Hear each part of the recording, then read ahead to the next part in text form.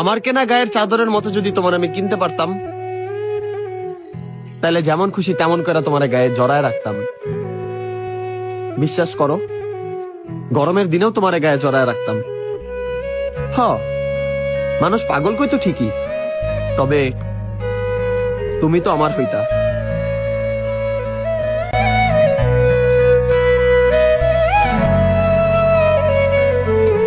আমি একটা খুব সাধারণ মেয়ের প্রেমে পড়ব। সে আমাকে পাত্তা দেবে না, আমি তার পিছে পিছে ঘুরব। সবাই মুখ বাঁকা করে বলবে কি আছে এই মেয়ের মধ্যে। আমি বলবো সে কারণ ছাড়াই স্বপ্নে চলে আসতে পারে। তারা বলবে ওসব সিনেমাতে হয়। আমি বলবো সিনেমাতেও কেউ সাধারণ মেয়ের প্রেমে পড়ে না। কলেজের লাইব্রেরিতে মুখোমুখি দেখা হলে বই দিয়ে মুখ ঢাকবো। হঠাৎ করে সামনে চলে এলে গন্তব্য বদলে ইউটার্ন নেব। তার সঙ্গ পেতে গানের লড়াইয়ে অংশ নেব। পড়াশোনার কথা বলার অজুহাতে তার ফোন নাম্বার জেনে নেব। টিফিনে তার আনা রুটি আলু ভাজায় ভাগ বসাবো।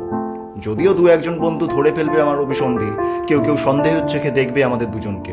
তারপর একদিন সাধারণ মেয়েটিকে শাড়িতে দেখব। শাড়িতে দেখে তার দিকে ড্যাব ড্যাব করে তাকিয়ে থাকবো। বন্ধুদের কোনো এর খোঁচাতে আচমকা হুঁশ ফিরে এলে অপ্রস্তুত হয়ে মুখ ঘোরাবো। বাড়িতে এসে রাতের ঘুম উড়িয়ে ফেসবুকে তাকে স্টক করব। তার পোস্টে লাভ রিয়াক্ট দেব।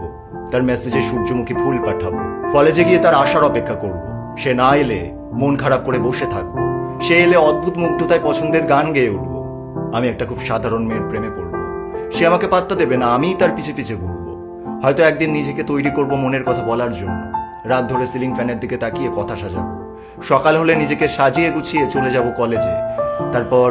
তারপর সিনেমার মতন করে বলে ফেলবো ভালোবাসার কথা। সে সবটা শোনার পর হয়তো আমাকে বলবে, তোকে বন্ধুর থেকে বেশি কিছু ভাবি না। আমার খারাপ লাগবে, তবুও কাউকে বুঝতে দেব না। আমার খুব কষ্ট হবে, কিন্তু কাউকে জানতে দেব না। হয়তো কিছুদিন কলেজে যেতে ইচ্ছে করবে না। হয়তো একদিন সাধারণ মেয়েটিকে অসাধারণ এক ছেলের সঙ্গে দেখে মনে মনে হেসে উঠব। আমি একটা সাধারণ মেয়ের প্রেমে পড়বো, যার হয়তো অসাধারণ একজন প্রেমিক থাকবে। যে প্রেমিক ক্রিকেট অথবা বাস্কেটবল খেলে, যে প্রেমিক গিটার বাজিয়ে গান গাইতে জানে, যে প্রেমিক কথা বলে যে কোনো কাউকে মুগ্ধ করে ফেলতে পারে। আমি একটা সাধারণ মেয়ের প্রেমে পড়বো, যে আমাকে বন্ধুর থেকে বেশি কিছু ভাববে না। একদিন সাধারণ মেয়েটির প্রেমের কথা সবাই জেনে যাবে। তারা ফেসবুকে রিলেশনশিপ স্ট্যাটাস দেবে। আমি সবার মতোই সেই পোস্টে রিয়াক্ট করব, কমেন্ট বক্সে কংগ্রাটস জানাবো। হয়তো সেদিন রাতে বখাটে আমিটাও কলম ধরে কবি হওয়ার ইচ্ছে প্রকাশ করবে। হয়তো সেদিনই প্রথম পাতার পর পাতা লিখে ফেলবো ভাষাদের যোগ গুণ ভাগ। আমি একটা খুব সাধারণ মেয়ের প্রেমে পড়বো, যার হাত ধরতে পারবো না বলে কলম ধরে নিজের না পাওয়াগুলোকে সাদা পাতায় রঙিন করে তুলব। সেই মানুষটিকে কেন্দ্র করে সময়ের সাথে হয়তো আমিও গুরুগম্ভীর হয়ে উঠব। আমার লেখা, আমার বলা, আমার কথায় মুগ্ধ হয়ে অন্য কোনো সাধারণ মেয়ে আমার প্রেমে পড়বে। আমি তাকে পাত্তা দেব না, সে আমার পিছে পিছে ঘুরবে। সবাই মুখ বাঁকা করে বলবে কি আছে এই ছেলের মধ্যে। সে বলবে আমি নাকি কারণ ছাড়াই স্বপ্নে চলে আসতে পারি। ওরা বলবে ও সব সিনেমাতে হয়, অথচ সে বলবে সিনেমাতেও কেউ সাধারণ ছেলের প্রেমে পড়ে না।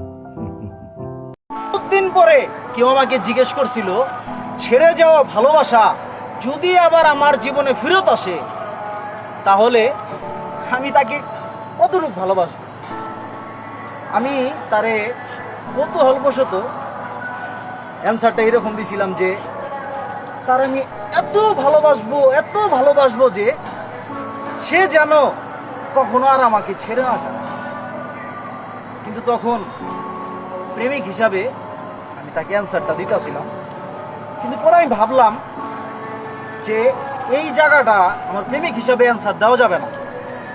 কারণ হচ্ছে, ছেড়ে যাওয়া ভালোবাসা যখন আমার জীবনে আবার ফেরত আসছে, তখন সর্বপ্রথম ভাবতে হবে যে সে আমাকে ছেড়ে চলে গেছে।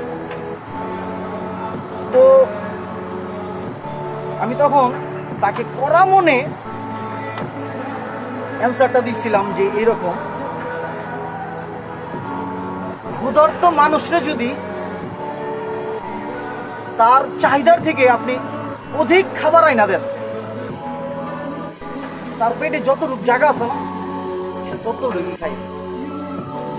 তো ভালোবাসার মানুষটারে সে যদি ব্যাগ আসে, আপনি যদি তাকে তার পাওয়ার থেকে অধিক ভালোবাসা তাকে দিয়ে দেন, সে সেই ভালোবাসার কদর কখনো করতে পারবে না। তো ছেড়ে যাওয়া ভালোবাসা যদি আপনার জীবনে আবার ফেরত আসে, যাই করেন অবশ্যই ক্ষুধার্তর মানুষের কথাটা একবার হলো ভাই। যদি তোমাকে কেউ আমার থেকেও বেশি ভালোবাসে, তাহলে তুমি তারই হয়ে যেও। অনুমতি রইল।